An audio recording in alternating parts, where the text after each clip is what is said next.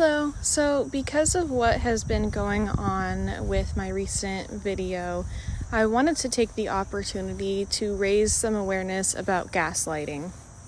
I will link two excellent videos about gaslighting. The first one is by Teal Swan, explaining exactly what gaslighting is. The second one is by Harmony Nice, explaining exactly how harmful gaslighting is, how much it damages you, and the lasting effects it has on the victim.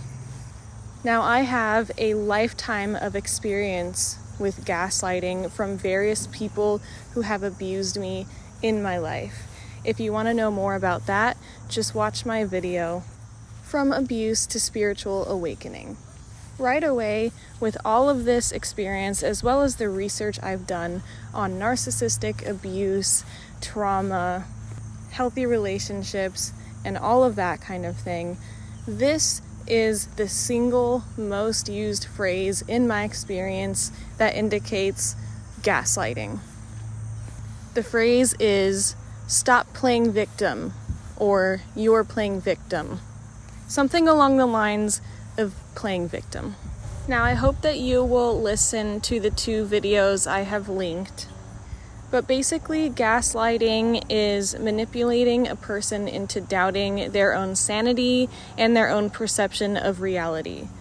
It can be done unconsciously and unintentionally in subtle ways, which is actually common among pretty much everyone, and takes the form of invalidating people's feelings.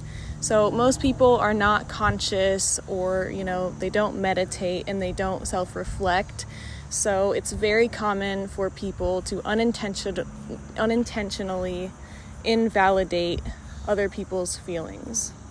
For example, telling someone that they have overreacted about something, or that they shouldn't feel this sensitive about something. Or two people in an argument or a fight who are perceiving the situation differently and each have their own side and are kind of invalidating the other person's side. Now, there's a much more direct and malicious form of gaslighting. This is the gaslighting that abusers will use. And that's simply telling you that things which happened did not happen. And that's where we get the phrase, "Stop playing victim."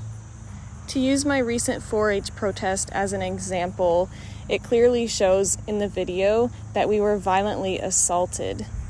And yet we have people posting all over social media. These people are saying that they were assaulted, but nobody touched them. And from my own life, when I would speak up about something that was going down in the household I grew up in, I was told, "Stop playing victim."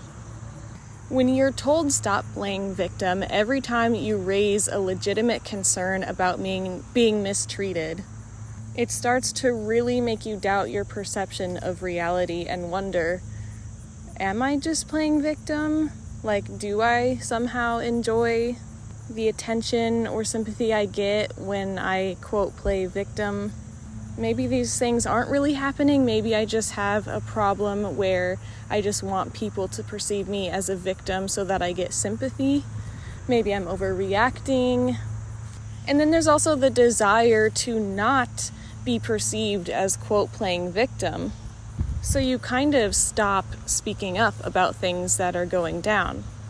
And it's just very mind-numbingly and crushingly awful to be told you're playing victim whenever you bring up a legitimate concern or say something that has happened. It creates so much psychological stress, panic, confusion, and turmoil that you almost just stop speaking up because it's really not worth it. So when one of the 4-H fair people said the phrase "stop playing victim," I just had to almost laugh because it's verbatim the exact words of other people in my life. Stop playing victim, or "you're playing victim," is often used against survivors of abuse or different types of assault. Now, why do perpetrators and abusers gaslight, and why do they use this phrase? They do this to achieve two main objectives, and they want to ideally get to number 2. The number 1 objective is to get you to stop speaking the truth and speaking out against the abuse or violence that has happened. Abuse thrives on secrecy and silence. That's why so many households forbid children or family members from telling the outside world what happens behind closed doors. Because the minute the public knows, their reputation goes to shit, and they're confronted with the abuse that they're doing, and they will be pressured into stopping that abuse. The second objective is to convince the person to mistrust their own sanity and perception of reality so much to make them feel that they are so crazy that they don't even think the abuse is happening. That is their ultimate goal, is to reach number 2, to get the victim to think that the abuse is not even happening. Because if the victim thinks the abuse is not even happening, well, they're surely not going to speak up about it in that scenario. If you feel like you constantly need to screenshot messages, record or video people when they're talking or when you're in a room with them, you're being gaslighted. As a survivor of long-time gaslighting myself, I find myself working myself to death, providing evidence to back every claim I make, videoing everything, and being constantly afraid that I won't be believed. But the sad part is, when you present abusers with this literal evidence, they just block you or stop talking to you or leave, which is a good thing. We want them to stop bothering you. We want that. But it can be really frustrating when they won't own up to their actions. I say do it anyway, publicly. But the final thing I will impart to you is that if you have someone that's an abuser in any way in your life, they've demonstrated over and over again that they will never change, that they're not capable of rational thought. They deny, and gaslight. Even after you provide literal physical evidence, you need to get that person out of your life immediately. Because living a life where you're constantly doubting your reality and not trusting yourself, seeking constant external validation, is not a healthy and happy life. Now, even though I haven't been around abusers or narcissists or people with personality disorders for at least 2 years, I still struggle with not only the effects of gaslighting, but the triggers that occur when I am gaslighted in my present day. Anytime someone gaslights me, which happens frequently because I do animal rights activism, it turns on the fight or flight of my nervous system. It hijacks all of my attention. And since I have ADHD on top of all this, I hyper-focus and obsess on it. All I can think about doing is providing that evidence that what happened really did happen. And let me tell you, it's no way to live. Please keep speaking up. Please keep telling the truth. Please keep telling your stories. Please, to the best of your ability, speak up against people who are gaslighting, who are abusing, who are committing violence. And if you are not yet vegan, I hope that you will listen to the TEDx talk, Every Argument Against Veganism, and watch the documentary Dominion, which is free on YouTube. Another great resource on YouTube for all things narcissistic abuse is Lisa A. Romano.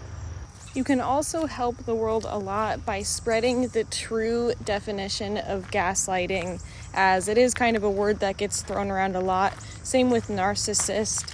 We need to be spreading the true and real definitions of these words and treating them as serious as they are and not calling things these words when they are not. If you publicly speak out against something or post evidence of abuse and you're met with shame or your family disowning you, or the perpetrator acts like you posting the evidence of what happened is the worst thing anyone could ever do, you're being gaslighted. The crazy thing about abuse, oppression, assault of any kind is they will make you feel like you're the one doing something wrong by speaking up against what happens, rather than them being the one that's wrong for doing the thing that happened, if that makes sense. And similar to this is projection. Sometimes they will project things that they are actually doing onto you. To use another example from the 4-H protest, the 4-H fair people were all saying that we were getting in people's faces, that we were scaring children, even that we were slapping people in the face. Anyways, never feel guilty about exposing abuse and oppression and assault. Never feel guilty for speaking up. Never let gaslighters make you think that you're crazy or that you're, quote, playing victim. Have a beautiful day. Hey, wait, I just wanted to add this post-video disclaimer. There are instances when people use this phrase or some variation of it, playing victim or playing the victim card, and it's actually true. It actually is the perpetrator actually playing the victim. That is a thing. I hope that's not confusing. And some of these gaslighting phrases can be used in situations where the accusation is actually correct. So how to sort out who's really gaslighting and who's not, you just have to kind of use rational thought and look at things objectively, or get a third party who's not involved to do that. All right, peace out.